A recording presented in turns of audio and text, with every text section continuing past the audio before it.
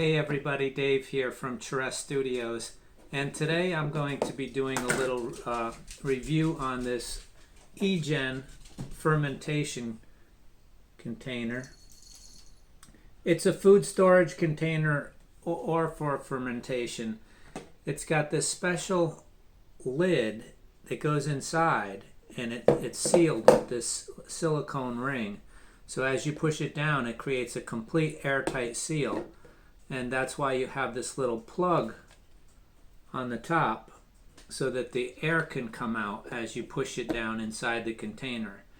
And what this allows you to do is to keep all your fermenting foods under the brine, which is key to successful, safe fermentation.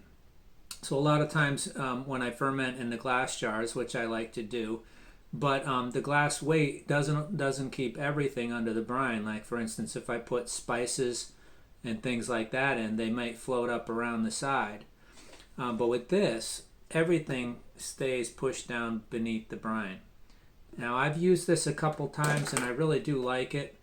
I understand it's plastic and some of you might not want to use plastic, and I understand that. But I'm going to give this a review for how it works and how it does. And so what I have here is, this is my kimchi mixture. I did it with Napa cabbage, carrot, hot pepper, hot paprika, garlic, and kosher salt. And it's not a recipe or anything, because this review is more just to say how I like this container and kind of a review on this container and give you guys a little bit of a idea how this works. So I'm going to go ahead and try to pack all of that into this, and then I'll show you how the lid goes in and everything. When you have your, I don't know if all of you are familiar with making kimchi. So what I'm doing here is just trying to squeeze this and kind of macerate it a little bit to try to get the juices coming out, and just give it a few squeezes, mash it around a little bit, and then you can go ahead and fill your container. Now, whether you're using one of these or not. Well, for today's video, we're going to try this. So we're just going to pack it in there, and I think I'll be able to fit all of this in there. Now, typically what happens is you'll get a, it'll settle down a lot after the first day.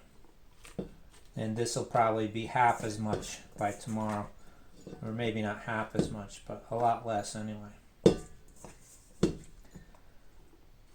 Now I've got a little bit of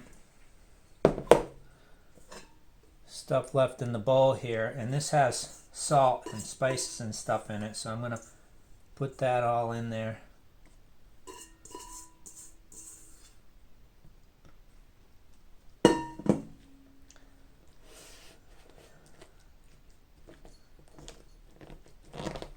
Now I'm just going to push down as much as I can with my hands. Try to get it to pack in as much as you possibly can. You really want to pack that down hard. Don't be afraid to really push on it and get it down there. And I'm going to go rinse my hands. So there you have it, guys.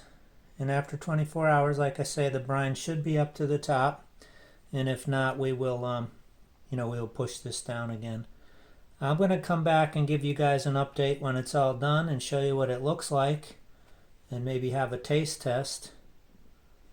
But so far I've liked this container, and I do have the cardboard box. If I want to keep this in the dark, I can do that. You do lose some vitamins with light hitting foods, so it might be better to keep it in the dark. Anyway, guys, I'll come back with an update soon. This is another cover that just goes on, and that'll keep any odors out of your kitchen, which is kind of cool. So guys, it's been about 24 hours and this kimchi is now under the brine. If you look at it close, you can see it's all under the liquid pretty much. And I opened the little cap up to let any air out this morning, and I'll do that again this evening. And we'll come back in a few days, and you know, every day I'll be checking on it, but I'll show you guys when I think it's ready. Okay, so this has been in here since Wednesday, and today is Saturday, so 3 days. Wednesday, Thursday, Friday, Saturday. Yep, 3 days. And I'm going to try it today, and I'll probably let it go a little further, but I wanted to try it. I'm going to make myself a tempeh Reuben sandwich, and I thought some kimchi would be nice on there. So I'll turn the camera around, or get the camera focused in on this, and we'll take a look. And I'll take a taste test, and I'll let you guys know what I think, and then I'll tell you what I think of you know, how the container did. Okay, so I'm going to open this up. Now, one thing that I noticed, guys, is that I wasn't quite sure about what to do with the little plug on the inner lid, and I'll show you what I mean. When I first started the kimchi, there's this little plug right here that goes into the top. There's a hole under this liquid. But what I noticed was happening the first couple days when I had that plug is it would be the air would build up and push up this lid on one side, and then I would take the cap out and push the thing back down. But I decided to leave it open so that it could naturally bubble out, and that's why I have some liquid on top of the lid. There were really no instructions that told you how to exactly to ferment in here, but I'm thinking, you know, that I would leave that thing open most of the time now, while it's in the you know, very active fermenting stage. So I'm going to go ahead and take that lid out, and the best way I found is to push down on one side, and then it'll lose its suction.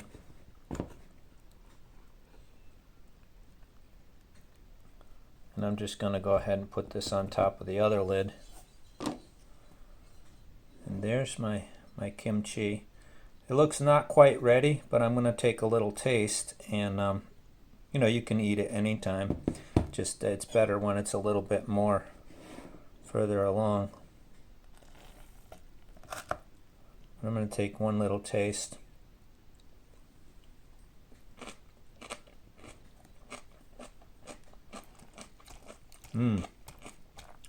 Very good. Very good. It isn't ready, but I'm going to take some anyway for my sandwich because it's certainly ready enough, but it's not where I want it to be. So I would say probably, you know, more around the 5-day mark, because this is the 3-day mark. But I'm going to take a nice bowl for my tempeh Reuben sandwich. I love this stuff on tempeh Reuben sandwich, and maybe I'll make that for you guys one of these days. I think I already shot the video, but I never put it up. Anyway, so I'm going to put my lid back down, and it'll push everything down.